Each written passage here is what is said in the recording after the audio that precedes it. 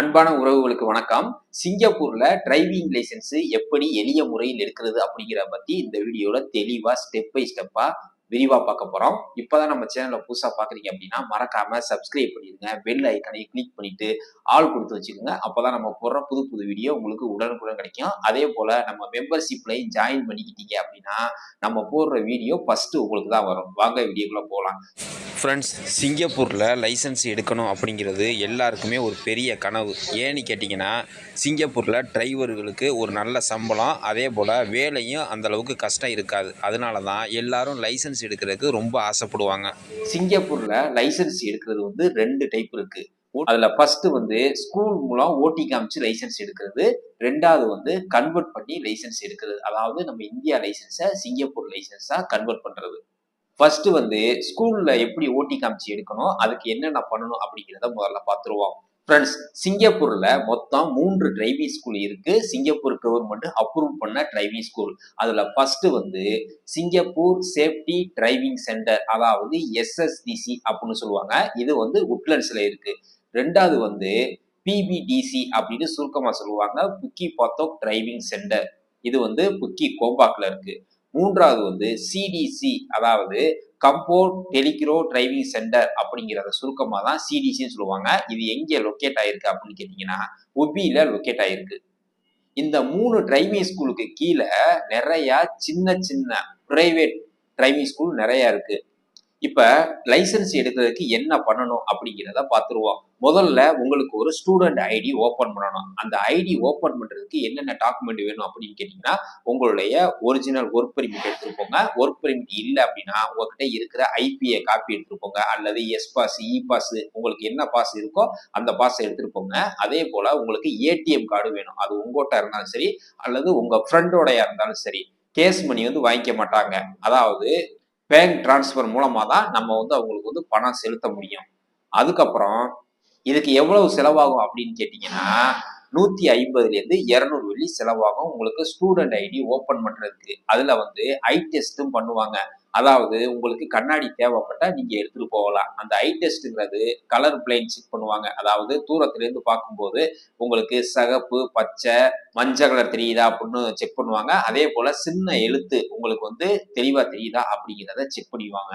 Okay, நீங்க ID open பண்ணும்போது உங்களை கேட்பாங்க, நீங்க ஸ்கூல்ல போடுறீங்களா அல்லது பிரைவேட்ல போடுறீங்களா அப்படின்னு கேட்பாங்க. உங்களுக்கு எது விருப்பமோ அதை வந்து நீங்க வந்து பண்ணிக்கலாம். நீங்க ஸ்கூல்ல போட்டுட்டு அதுக்கப்புறம் ஸ்கூல் பிடிக்கல அப்படின்னா நீங்க பிரைவேட்ல கூட மாத்திக்கலாம். பிரைவேட்ல போட்டு பிரைவேட் பிடிக்கல அப்படின்னா நீங்க ஸ்கூல்ல கூட மாத்திக்கலாம்.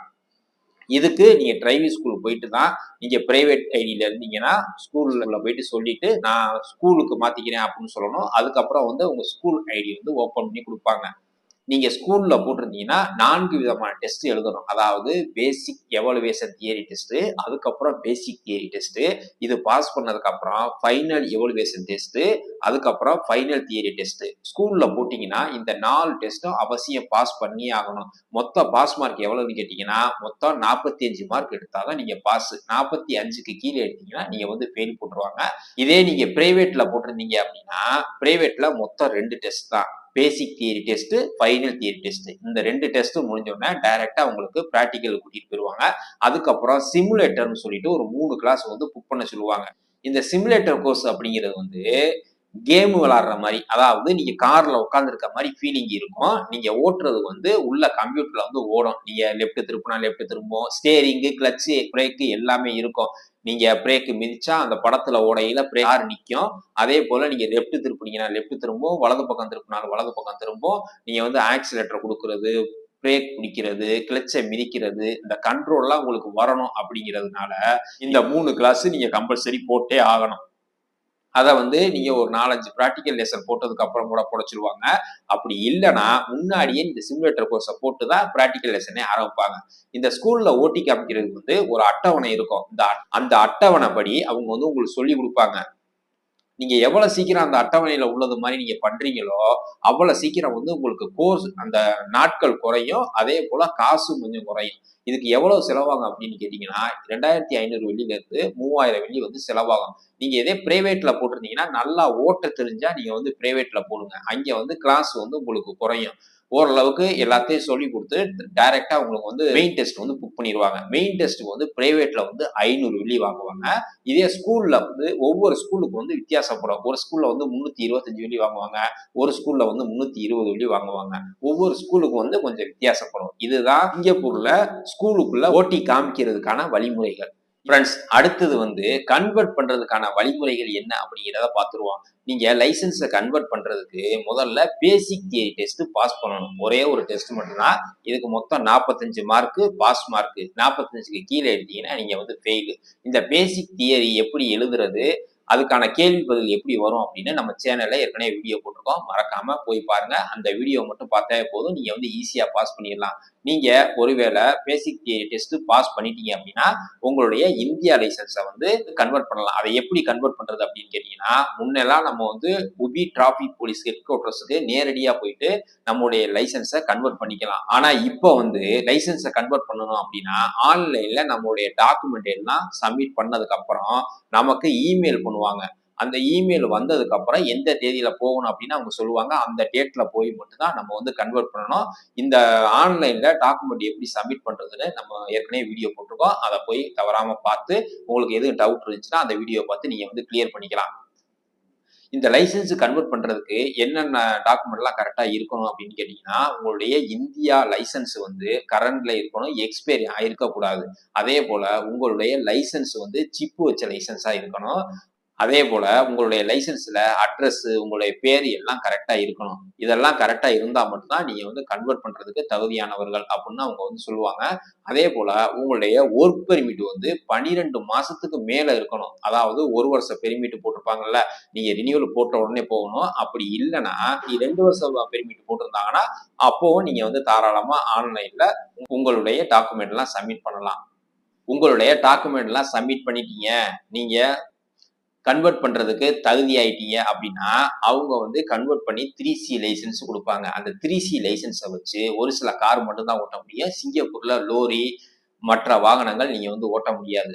அப்படி நீங்க ஓட்டணும் அப்படின்னா கிளாஸ் 3 லைசன்ஸ் எடுக்கணும். அதுக்கு என்ன பண்ணணும்னா இதே ப்ரொசீஜர் தான். நீங்க டிரைவிங் ஸ்கூலுக்கு போயிட்டு உங்களுக்கு ஒரு ஐடி ஓபன் பண்ணணும். அப்போதைக்கு வந்து உங்களுக்கு ஐ டெஸ்ட் எல்லாம் பண்ணுவாங்க. அதே போல ஒரு 200 வெள்ளி காசு எடுத்துட்டு போகணும். அந்த ஐடி ஓபன் பண்றதுக்கு ஏடிஎம்ல மட்டும்தான் நம்ம பணம் டிரான்ஸ்ஃபர் பண்ண முடியும். கேஷ் மணி வந்து வாங்கிக்க மாட்டாங்க. அதாவது கையில காசு கொடுத்தா அவங்க வந்து வாங்கிக்க மாட்டாங்க. அதுக்கப்புறம் ஐடி ஓபன் பண்ணதுக்கு அப்புறம் நீங்க வந்து பிராக்டிகல் லெசன் போட்டுக்கலாம். முன்ன சொன்னது மாதிரி ஒரு 3 சிமுலேட்டர் கோர்ஸ் போடுற மாதிரி இருக்கும். அது போட்டதுக்கு அப்புறம் உங்களுக்கு பிராக்டிகல் லெசன் தான். நீங்க வந்து பிரைவேட்லயும் போடலாம். அதே போல ஸ்கூலுக்குள்ளேயும் போடலாம். நீங்க நல்லா ஓட்ட தெரியும் அப்படின்னா பிரைவேட்ல போட்டீங்கன்னா காசு கொஞ்சம் குறையும். அல்லது நல்லா கத்துக்கணும் அப்படின்னா நீங்க வந்து டைரக்டா ஸ்கூலுக்குள்ள போட்டுடலாம். ஸ்கூலுக்கும் பிரைவேட்டுக்கும் என்ன வித்தியாசம் அப்படின்னா ஸ்கூல்ல வந்து ஒரு 2 மாசம் நம்ம வெயிட் பண்ணியே ஆகணும். நம்மள மாதிரி நிறைய பேர் வந்து கத்துக்கிறதுக்கு கிளாஸ் போட்டிருப்பாங்க. அதனால நமக்கு வந்து கிளாஸ் கிடைக்கிறதுக்கு வாய்ப்புகள் கொஞ்சம் கம்மி. பிரைவேட்லனா அவங்களும் ஒரு சில நேரம் அதிகமான ஆட்கள் வந்துட்டாங்கன்னா கிளாஸ் கொடுக்குறதும் சிரமம். அதனால நமக்கு லைசன்ஸ் எடுக்கிறோம்னா ஒரு சில நேரம் வந்து நம்ம காத்திருந்து தான் எடுக்கணும்.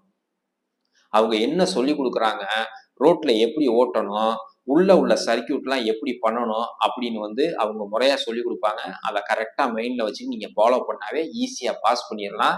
அதே போல இதுக்கு எவ்வளவு செலவாகும் அப்படின்னு கேட்டீங்கன்னா கன்வெர்ட் பண்ணிட்டு போனீங்கன்னா 1200லேருந்து 1500 வரைக்கும் முடிச்சிடலாம். உங்களுக்கு நல்லா ஓட்ட தெரிஞ்சா.